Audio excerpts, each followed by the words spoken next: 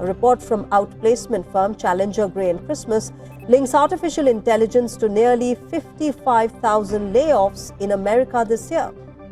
Overall, employers announced around 1.17 million job cuts this year, which is the highest annual total since the COVID-19 pandemic time, when more than 2.2 million layoffs were recorded in 2020.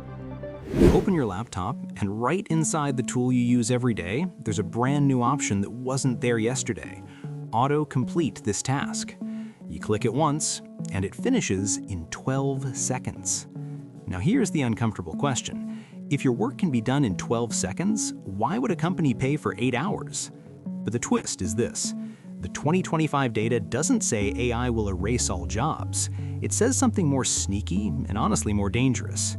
AI is turning jobs into a competition between people who use AI and people who don't.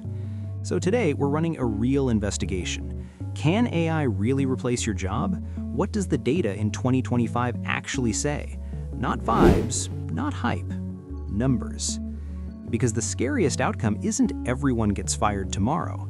The scariest outcome is you don't notice the replacement happening until it already happened. Let's set one clear mission. In the next few minutes, you will know which jobs are actually at risk, what the smartest experts think is most likely, and the moves that reduce your risk the fastest.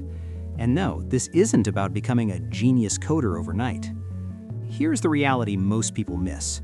AI usually doesn't replace a whole job. It replaces pieces of a job. Then the job gets redesigned around what's left. So the real question becomes this: is your job mostly tasks AI can do, or mostly tasks AI can't do?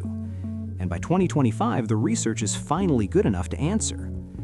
When people say AI will take your job, they imagine a robot walking into an office and sitting at a desk. That's not how this works. In 2025, the most common workplace AI use is much simpler. Chatbots, writing and editing tools, and coding assistants, tools that help humans finish work faster. So AI isn't always a replacement machine, it's often a speed machine. And speed changes companies in one predictable way. If one person can do the work of two, companies start asking why they have two. But the story still isn't everything collapses, because even while certain roles shrink, hiring still happens in other areas, especially where companies need people to build, maintain, and integrate AI systems. So which is it, replacement or reshuffling? Let's go to the data. One of the biggest global reports on jobs and skills says the next few years will bring massive churn. Millions of roles will be created and millions will be displaced, with a net increase overall. But that net increase hides the scary part. A large share of jobs will be disrupted, not just a few niche careers. Disrupted as in redesigned, rescoped, retrained, and re-ranked. And employers openly say they plan to reduce headcount in places where AI can automate tasks. So yes, companies are openly telling us in plain language that if a task is automatable, they will try to automate it. But here's where the story flips. A major international labor organization updated its analysis in 2025 and found something that surprises a lot of people. Many jobs have some exposure to generative AI, but the slice of jobs where AI could plausibly automate almost everything is much smaller. That difference matters, because if you've been hearing your entire job will vanish, the more accurate 2025 framing is this: your task list will be edited. And that can still wreck careers depending on which tasks disappear. But we need more than headlines. We need to know where the risk concentrates. Economic research on automation risk finds that a meaningful share of jobs sit in high-risk categories, but it also emphasizes a crucial point. Risk isn't destiny. Some places with higher automation risk do not automatically collapse into mass unemployment. Over time, tasks shift, new roles appear, and systems adapt. So the data is basically shouting one message. The danger isn't robots end work. The danger is uneven transition. And this is where it gets personal, because the people who get hit first are usually not the people with the worst job. They're the people with the most automatable task mix. So here's the simplest test that actually helps. Ask yourself one brutal question. What percentage of your week is made of repeatable output, pattern matching, and human trust work? Repeatable output is work with the same format every time. Basic reports, routine emails, summaries, data entry, simple variations of the same content. Pattern matching is spotting common issues, drafting standard responses, producing decent first drafts, basic debugging, and turning messy information into something structured. Human trust work is negotiation, leadership, handling conflict, accountability, approvals, managing risk, ethics, and strategy. If your week is mostly repeatable output and pattern matching, AI is coming for your tasks. If your week is mostly human trust work, AI becomes a power tool. Now here's the twist that scares people. Even if AI doesn't replace you, it can still shrink your role. Because companies don't have to fire you to change your life. They can do something quieter. They can stop hiring juniors. If AI can generate a decent first draft, a decent first design, and a decent first attempt at code, then companies start asking a brutal question. Why hire a beginner to do beginner work if a tool can do the beginner layer instantly? That creates a ladder problem.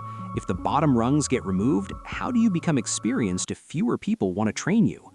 That is a real risk, and it's one of the biggest hidden shifts of the AI era. But that's not the whole story, because the data supports the opposite trend too. Some jobs grow because of AI. Government labor projections and research on job trends show that demand can rise for roles where companies still need humans to build systems, maintain infrastructure, secure data, and integrate tools into real workflows. Even in a world with coding assistants, companies still need people who understand requirements, verify results, and ship reliable products. So how can both be true? How can AI cut jobs and also grow jobs? Because the economy doesn't behave like a single on and off switch. It behaves like a reallocation machine. When some tasks get cheaper, output increases. When new workflows appear, new roles show up. When some roles shrink, other roles expand. So the real risk is not just losing a job, it's being stuck in the wrong task mix while the market moves. Now let's talk about the danger zone without hype. In 2025, higher near-term risk usually clusters around roles with high-volume routine writing, standardized document workflows, repetitive support scripts, basic compliance checks, scheduling and coordination work, and simple marketing variations. That does not mean goodbye forever. It means the number of humans needed for the same output can fall. And even when jobs are not eliminated, pay and stability can change. If your work becomes easier to produce, it can become easier to outsource, automate, or squeeze. So what is the most likely outcome, based on the best evidence? There are three realistic paths. First path, AI becomes like spreadsheets and search engines. Everyone uses it, output rises, jobs evolve, and the tool becomes normal. Second path, task collapse. Companies remove chunks of work, teams shrink, remaining workers manage more. In this world, people don't get replaced by AI, they get replaced by one coworker using AI. Third path, structural shock. Some narrow job categories shrink quickly, while new categories have not absorbed displaced workers yet. This is harder to predict, and it varies by industry, region, and policy, but the danger is transition speed, and this is where your personal strategy matters most. Here's the rule that keeps showing up in real workplaces. AI punishes people who don't adapt faster than it rewards people who do. So what do you actually do with that? Here are 5 moves that match what the data implies without pretending you need to become a robot.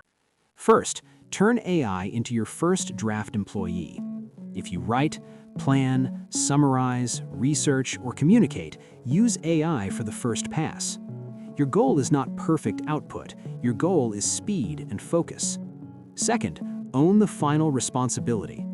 Companies still need humans to verify, approve, explain, defend decisions, and handle exceptions. That's the human trust layer. It's harder to automate. Third, build one strong skill stack that's difficult to fully automate. Pick a combo like communication plus analytics, sales plus technical understanding, healthcare operations plus tech tools, legal operations plus automation, or design taste plus user research. AI can generate options, but humans still choose what fits the real situation. Fourth, become the person who integrates tools into workflows. The winners are often not the best AI users, they're the people who can redesign the process so the team delivers faster with fewer errors. And fifth, track your job like a dashboard. Every month, ask yourself 4 questions. Which tasks felt easiest to automate? Which tasks required human judgment? What would I hire an assistant for? And what would I never trust an assistant with? That's how you predict your own future.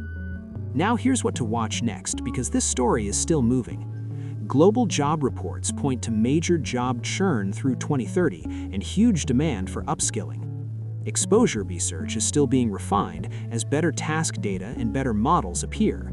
National labor projections will keep updating as governments try to model where growth will happen and where shrinkage will happen. And real adoption rates in businesses matter, because when AI becomes standard inside everyday tools, the shift accelerates. But if you want one simple signal that's easy to track, watch job postings. When companies start demanding AI skills in job listings, it's not future, it's now. So can AI really replace your job? The most honest 2025 answer is this. AI can replace your tasks fast enough to shrink your job, reshape your role, or block your next promotion, especially if your work is heavy on routine output. But the same data supports the opposite truth too. AI can raise your value if you become the person who uses it responsibly, verifies results, and turns it into real outcomes. So don't think of AI as a tsunami that wipes out the beach overnight. Think of it as a river that changes course. If you stand still, it can wash the ground out from under you. If you move with it strategically, you can end up on the side where opportunity collects. And that's where the story flips.